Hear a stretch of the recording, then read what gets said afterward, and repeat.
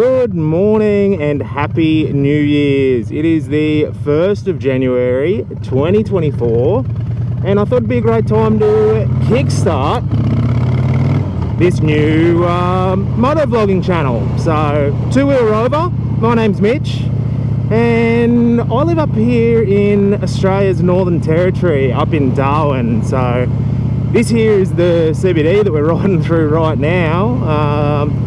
So we'll go for a drive, see if we can spot anyone doing a bit of a walk of shame and any other chaos that unfolded last night, I guess, being the New Year's celebrations. But yeah, I guess what you can expect from this page is a bit of a different perspective on riding in Australia, because Darwin's about as flat as a bloody pool table. What's going on here? Oh yeah, just rubbish. Cans everywhere. Jesus. Whoop. Yeah, Darwin's a pretty flat place, so there's not a lot of hills, there's not a lot of twisties, and everything's a bloody long way away. So it's going to be interesting. I'm not sure how I'm going to keep this interesting, but I'm going to do my best.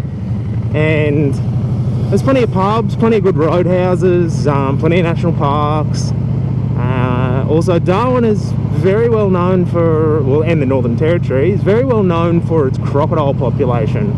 So I think we'll spend a bit of time chasing crocodiles and looking for crocodiles and stuff like that. And I'm going to probably show you a few places where you can actually go and see crocodiles without needing to go off-road, without needing a boat. You can actually just go for a ride, go for a drive, whatever. You don't need anything fancy to go see crocodiles up here in this place. Yeah. So I'll do a quick lap down towards the waterfront precinct of Darwin. That was the CBD, literally, we're done. That was start to finish of Darwin CBD. It is a very small city, but you get that.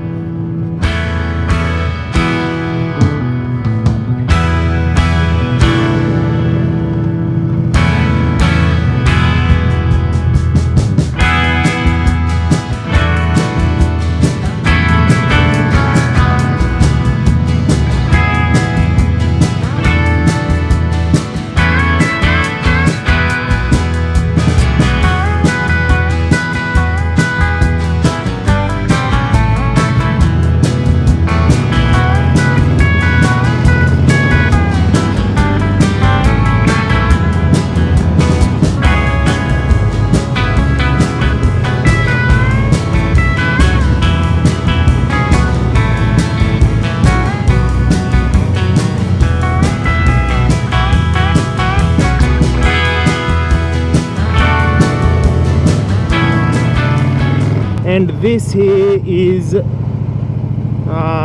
are we? Stokes Hill Wharf. So this wharf that we're driving out onto now is Stokes Hill Wharf, and then the wharf just over there on the other side is Fort Hill Wharf. So this area here was actually where all the wharves and stuff were during World War II, and they were all blown up by the Japanese. In 1942 was the first bombing, but they actually came back and visited a few more times after that and had a crack at us. So yeah, plenty of very rich war history here in Darwin. So yeah, a lot of people just come up, park down here and go wet a line. There you go, that's that bombing of Darwin. There's a bit of a mural dedicated to it there. A couple of nice restaurants and food things down there.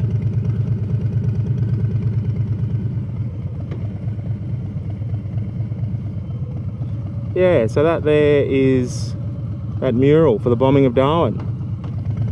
Oh, we're just going to cut back through the city now and we'll head out the other side. But you're probably wondering, what the hell am I actually riding? Well, I am on a 2019 Harley Davidson Street Bob. It's one of the Softails. It is a very enjoyable bike. It's definitely big enough and easy enough going for the highways and the longer distance stuff. Obviously not as good as a bagger or anything like that, but it's also quite nimble around town and stuff like that. Small enough to throw around, super easy to lane filter, like, yeah, just got no dramas with it in that regard. So I absolutely love it. Done a fair bit of stuff to it, bloody different bars, hand grips, levers, headlight bezel, forward extensions because I'm 6'1", tail tidy, different paint job as well. So yeah, I absolutely love it. It's me pride and joy, and that's what I'll be bringing all of these moto vlogs to you guys on. So I think the biggest drama that I'm having lately is just with the getting the right audio.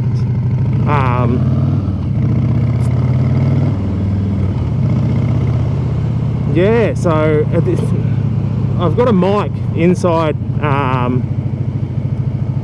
my helmet,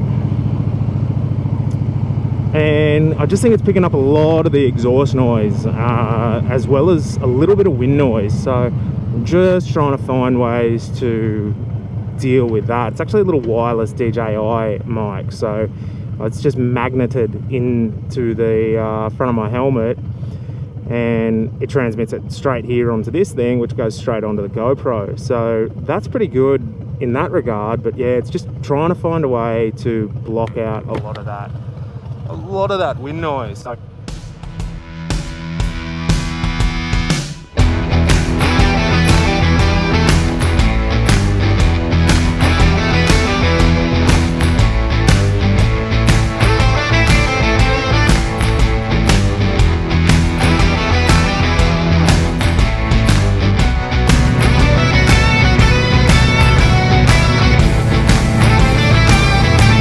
so up here in the top end of Australia, we pretty much only have 2 seasons. So at the moment, this is our wet season, as you can maybe tell by some of these clouds that are around. It's also just after 7 AM. Sun's been up for about half an hour, and it is already 32 degrees with a feels like of 34, and the humidity is at about 80%. So that's pretty much our day in, day out weather for the wet season. It is just stinking hot all for the entire 6 months of the wet season. And wet season runs from about October through to late March, early April, and then April through to October, that's our dry season. So in terms of riding, it's quite funny. Down south, everybody's like, oh, riding season. You see all the Harley pages like, oh, get in here, get your bike serviced for riding season. Well, up here it's not riding season. Right now is the time of year where it is just scorching. You're just pouring in sweat, stinking hot engine stuck between your legs. You get stuck at a red light too long, oh man, you are sweating bullets. It is terrible. But yeah, so our riding season up here is actually the cooler months, the winter months for us. So our dry season, we have little to no humidity. So the humidity drops down to around 20%, 20 to 30% each day. We'll still have those high temps of about 30 degrees. And our nights will drop just down below 20. So big night, mate. Yeah, that's sort of our temperature range up here. So the dry season, beautiful time of year to go riding. There's no rain at all. We just do not get rain in the dry season. So you can go for a ride, don't need to take your weather gear, like wet weather gear or anything like that. The mornings do get a bit cool, so like for us, 19 degrees is freezing. Like we rarely see a night below 20. So dry season, early in the morning, if you get a 19 degree or even anything below 24 degrees, you're rugging up. So especially with that wind chill factor that you get on a bike as well. So yeah, that's it. Wet and dry season up here for us. That's it.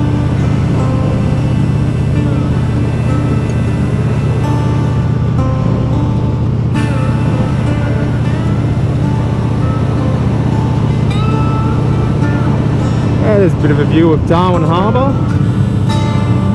I'll just turn down here for a little bit of a cruise.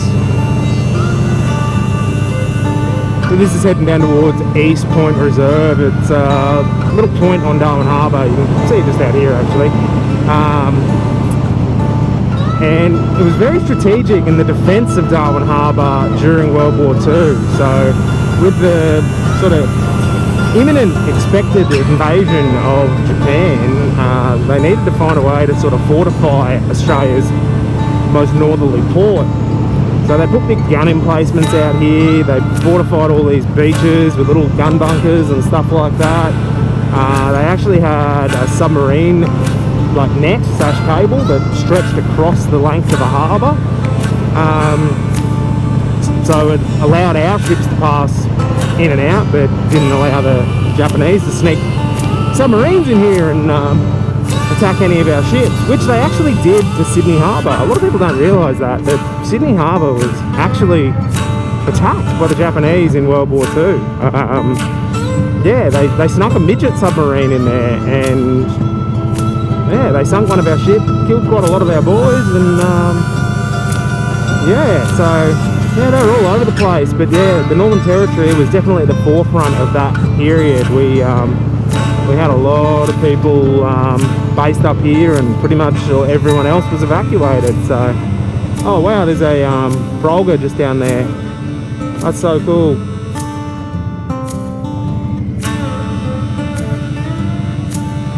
It's pretty much the bird of the Northern Territory. It's like our emblem. This here's Lake Alexander on the right. Little spot to go for a swim and stuff like that. A bit safer. Not as much of a risk of getting eaten by crocodiles.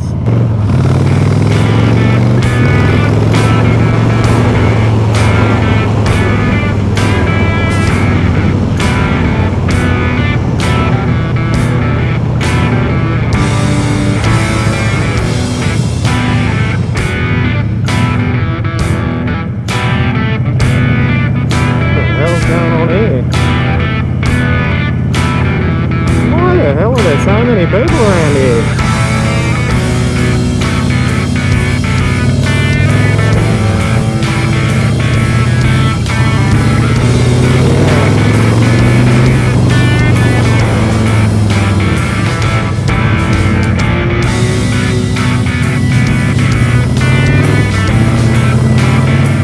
So this is the Darwin Military Museum. So if you are a bit of a history buff, you can head in there. They've got heaps of awesome displays and stuff like that. And yeah, this is one of the main gun turrets that they built to defend the harbour from the Japanese. So yeah, the other side of that sort of dome shape on top was all open with a big gun battery in there, and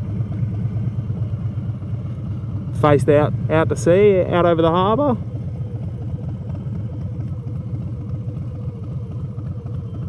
Stuff it, we'll go have a look, eh? What do you reckon?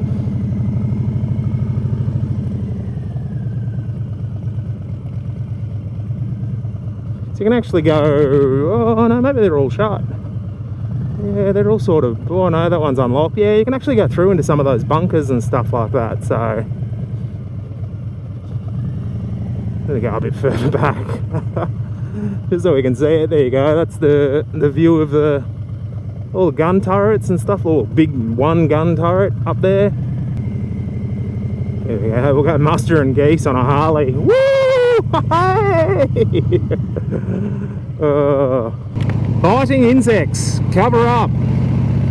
They might as well have that when you get to the airport if you're coming to Australia. So this here is Charles Darwin National Park. It's just a tiny little national park right on the edge of the city. And it's got a heap of mountain bike tracks all through here as well, so if you're into that, it's not a bad spot to come. I think there's a few walks and stuff as well, obviously, but this here was another area which they fortified for Darwin during World War II. So there's all these little explosive ordnance bunkers and stuff like that built into the hills here and tucked away.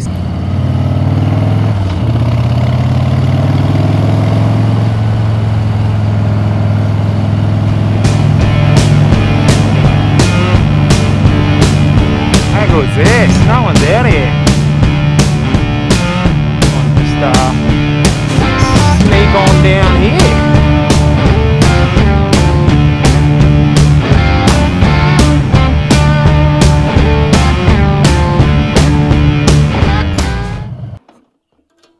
So this spot here is a little bit of a lookout that looks out over the harbour and towards the city. So here's a quick gander at the city through there. It looks so much better in real life.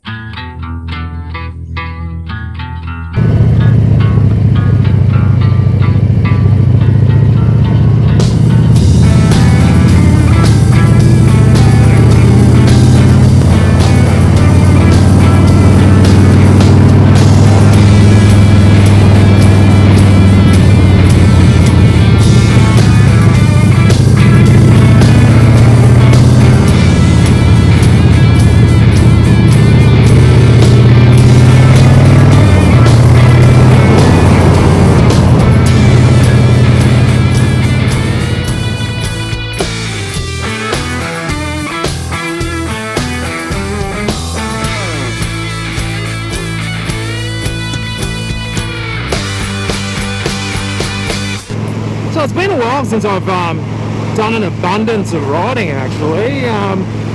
The bike's been parked up for almost all of 2023.